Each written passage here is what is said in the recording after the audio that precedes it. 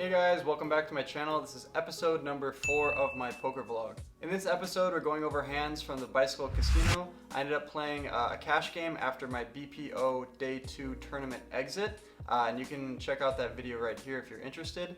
But yeah, we bought in for 300. We ended up running up a stack, so there's a lot of interesting hands to go over. Before we get into the hand, just quickly click the like button.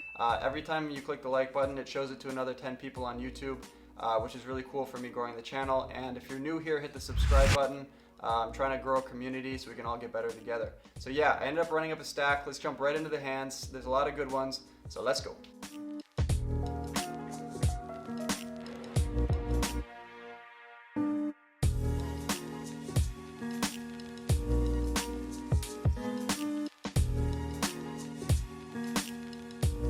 So the first hand, when we have $300 in our stack, we look down at King 10 from the hijack. The middle position player limps and I end up raising it to $12, and the button and the middle position both end up making the call. So we're going 3 ways to the flop with around $40 in the pot. The flop comes ace jack 4 with 2 spades, ends up checking to me and I lead out for $15.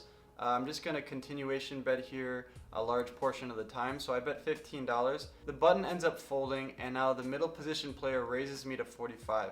He was a very capable opponent. That was the read I had on him so far, and so I think he's going to be doing this a lot to target my bluffs that are c-bets, and he could also have 2 spades. So right now I'm putting him on kind of the similar hand to what I have, maybe king or queen high and 2 spades. So going heads up to the turn with around 130 in the pot, which comes in offsuit ace. I think this favors my range a lot more than his because I was the pre-flop raiser and he was just the caller for middle position.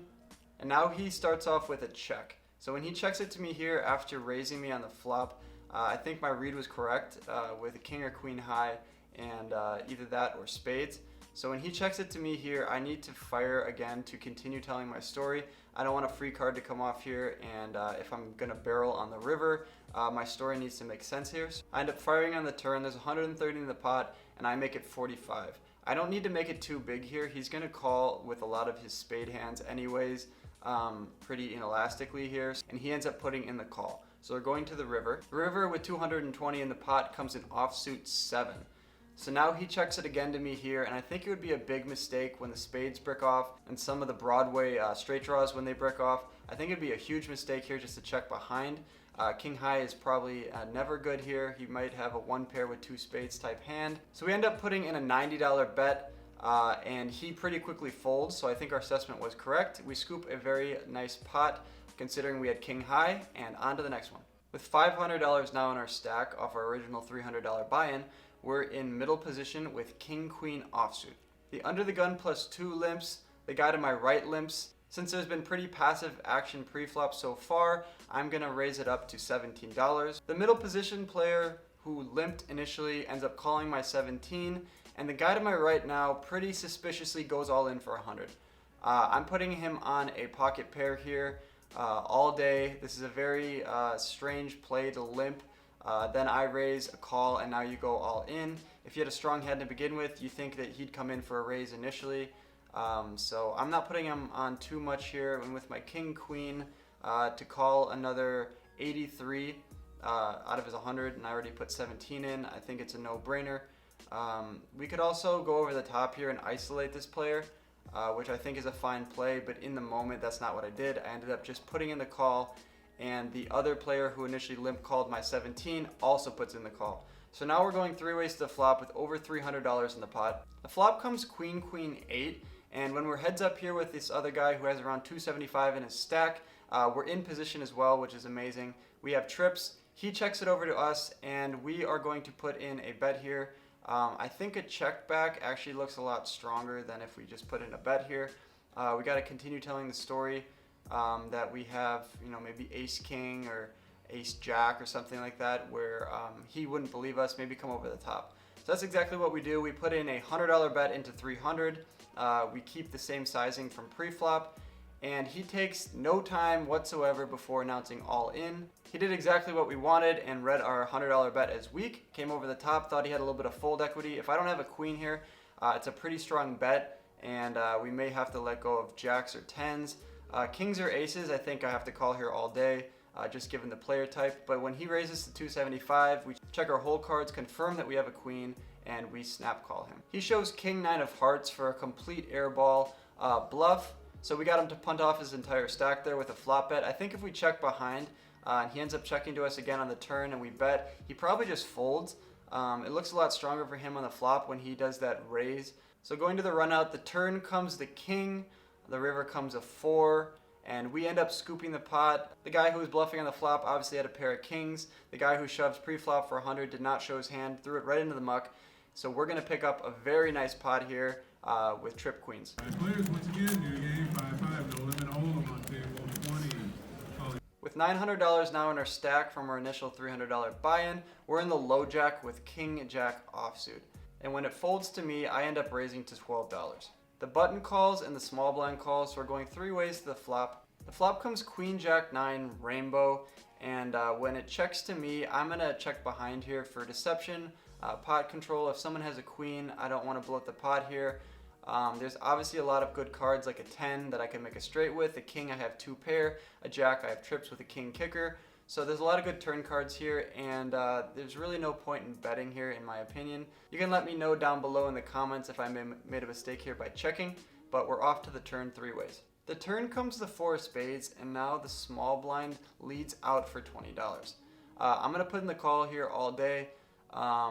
With the gutter to the straight, 2 pair and trip possibilities, I'm not going anywhere for $20. So I put in the call, the button gets out of the way, and now we're going heads up to the river. The river comes another jack, so now we make trips. The player checks to us, and when we take our time here to cut out a bet, obviously we're not going to be checking back behind. He notices that we're going to be putting in a bet here, and he starts to talk, probably trying to get us to not put in a bet. So he says, go ahead and take it. Basically what he's doing there is he's trying to get us not to bet, so that's exactly what we do. We bet 35 into the pot, and he checks his cards again and throws it into the muck.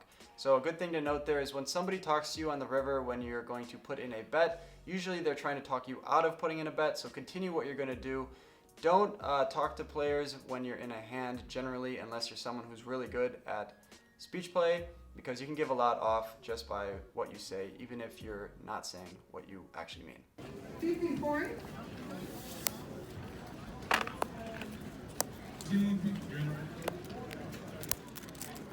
This next hand is super interesting. We have around $1,000 now in our stack, and we look down at ace deuce of hearts from the big blind. The under the gun position now raises to 20. The small blind calls, and I'm going to put in the call here. Occasionally I'll be 3-betting this raise somewhere in the neighborhood of $70.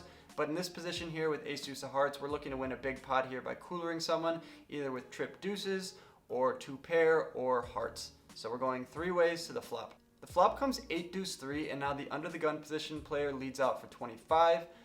He's getting no folds here. Both of us make the call, and now we're going 3 ways again to the turn.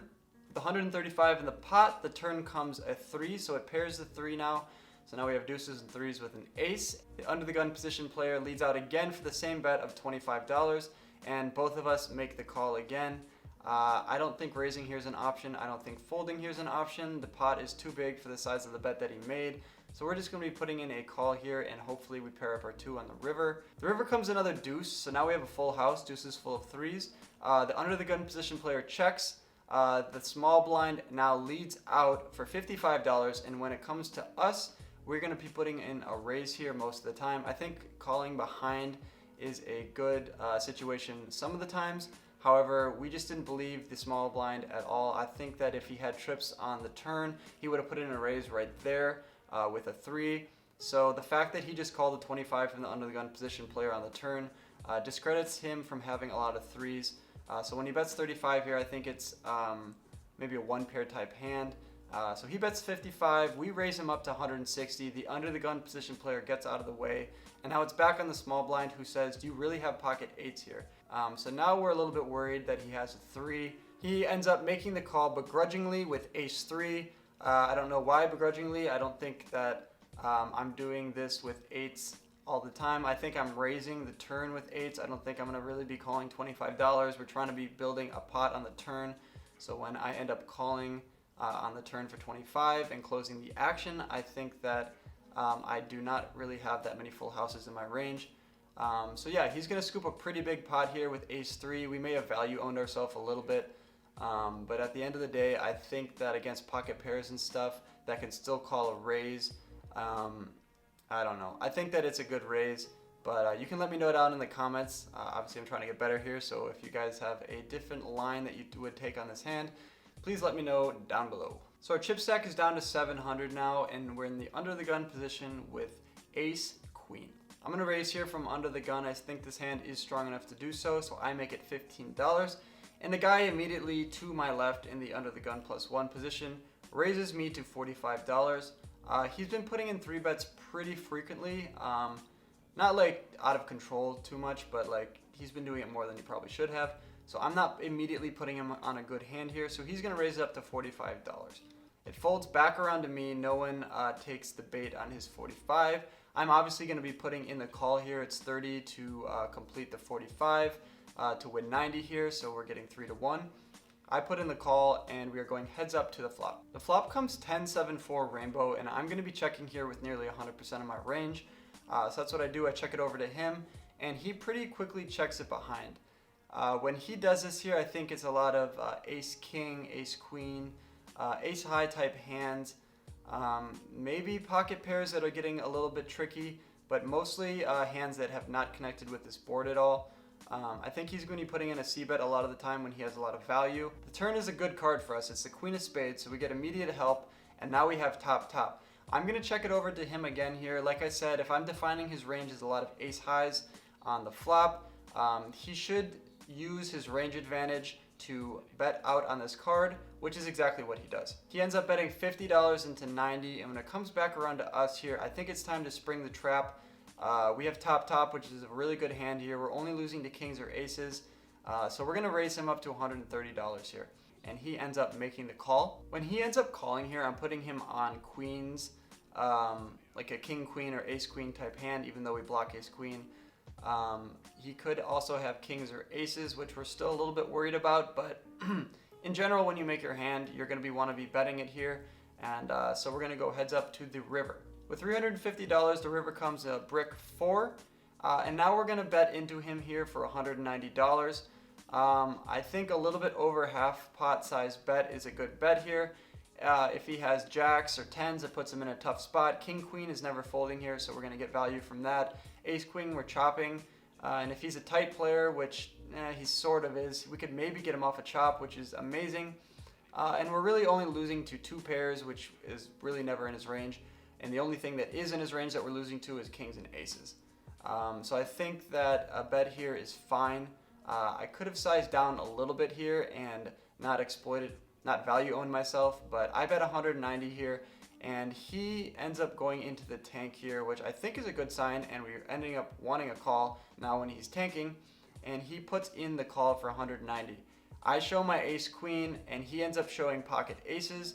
I think that the way he played it is fine. He got tricky on the flop, and it paid off for him because when I hit my queen on the turn, that really got me into a lot of trouble. And I wouldn't have probably called a c-bet on the flop if he bet somewhere in the neighborhood of $50, which is over half pot. So his check on the flop really got me stuck in this pot. So a nice hand, sir, and we're gonna go on to the next one. So now we have around 480 in our stack off of our 300 initial buy-in. We're up stuck a good amount from our 1,000 that we were up at one point, but we look down at king queen of diamonds from the under the gun +1 position. I raise it up to $15. The middle position player ends up flatting, and now a spewy new guy who just punted off $100 with Jack 10 offsuit in the last hand goes all in with his rebuy, which hasn't arrived at the table yet, so he's playing with cash in front of him. He goes all in for 100 now, and it comes back around to us with king queen of diamonds. I think this is a call all day here.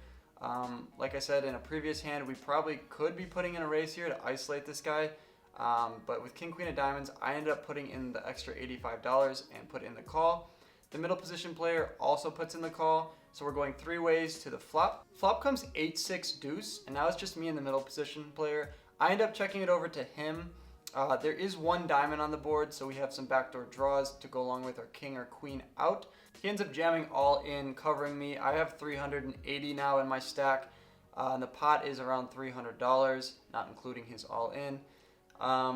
I just don't see how we can call here at all. I think a lot of the times it's 10s or jacks, not wanting to see an overcard and thinking that they're good right now. Occasionally, if he's a spewy player, which I haven't seen much of that yet from him, it could be ace king, ace queen, which still has us beat. So we have no choice but to fold here. The two players immediately show their hands. The one that just shoved all in has 10s, and the guy who shoved in pre-flop for 100 has pocket 9s. So our diamonds are live, our king is live, and our queen is live. So hopefully we do not get any tilting cards on the turn or river that would have given us the entire pot. Well, that's exactly what happens. The turn becomes a king, so now we're way ahead, and the river comes an ace, and we would have scooped over $1,000 pot here. Obviously, we made the right fold. We can't be putting him on specifically 10s and specifically 9s. Given the way the action went, we have to fold, and we end up losing out on a $1,000 pot. It comes right on the turn too, so if he would have bet something smaller and I call with my backdoor draws, which I probably would have, we would have binked the turn, and then we are going absolutely nowhere with probably like 250 in our stack. So that's unfortunate. At this point, we are done. We ended up making a profit. We're going to take that right to the cage. We rack up, cash out, and our day at the bicycle has come to an end. Thanks for watching to the end of my video. Click my head below to subscribe and stay in the loop. See you next time.